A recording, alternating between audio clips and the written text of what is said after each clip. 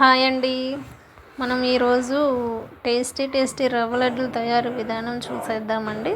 ఎలా ఉన్నారండి అందరూ? బాగున్నారా? ముందుగా ఒక ప్యాన్ తీసుకొని దాంట్లో నెయ్యి వేసుకొని జీడిపప్పు కిస్మిస్ వేసుకొని బాగా గోల్డెన్ కలర్ వచ్చేటట్టు వేయించుకున్న తర్వాత ఒక ప్లేట్లోకి తీసుకొని పక్కన పెట్టుకోండి. తర్వాత మన ఛానల్లో చాలా ఫుడ్స్ ఉన్నాయండి, మీరు చూడండి, నచ్చితే సబ్స్క్రైబ్ చేయండి. తర్వాత కొంచెం నెయ్యి వేసుకొని ఎండు కొబ్బరి తురుము వేసుకొని కొంచెం గోల్డెన్ కలర్ వచ్చేటట్టు వేయించుకొని పక్కన పెట్టుకోండి. తర్వాత కొంచెం నెయ్యి వేసుకొని రవ్వ వేసుకొని కొంచెం వేయించుకోండి బాగా. రవ్వ షుగర్ రెండు ఈక్వల్గా ఉండాలండి. రవ్వ ఎంతైతే తీసుకుంటామో అంత షుగర్ తీసుకోండి, బాగుంటుంది. అంత తీపి ఉండదు, అంత చప్పగా ఉండదు, బాగుంటుందండి.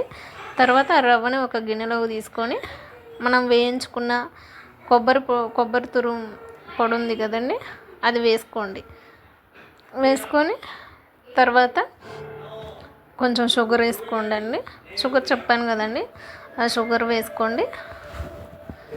షుగర్ వేసుకున్న తర్వాత మనం వేయించుకున్న జీడిపప్పు కిస్మిస్ అవి కూడా వేసుకోండి.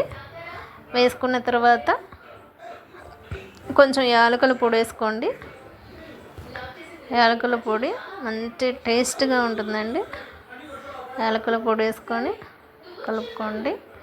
తర్వాత మా పాలుని చల్లార్చాలండి, వేడి పొయ్యకూడదు, ముద్దగా అవుతాయి. చల్లార్చిన పాలే పొయ్యాలి. చూసుకుంటూ కొంచెం పోసుకుంటూ కలుపుకోండి, లేకపోతే లూజ్ అయిపోద్దండి, మనకు ముద్దలు రావు. అలా చూసుకుంటూ పోసుకొని ఆ తర్వాత లడ్డులుగా చేసుకోండి.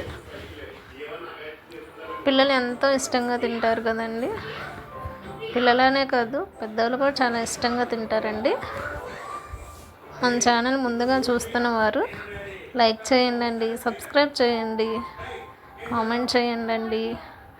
ఈ లడ్డులు కూడా మీరు కూడా తయారు చేసి ఎలా ఉన్నాయో మాకు కామెంట్ చేయండి. మా ఛానల్లో పిల్లలు వేసిన డ్యాన్సులు ఉన్నాయి.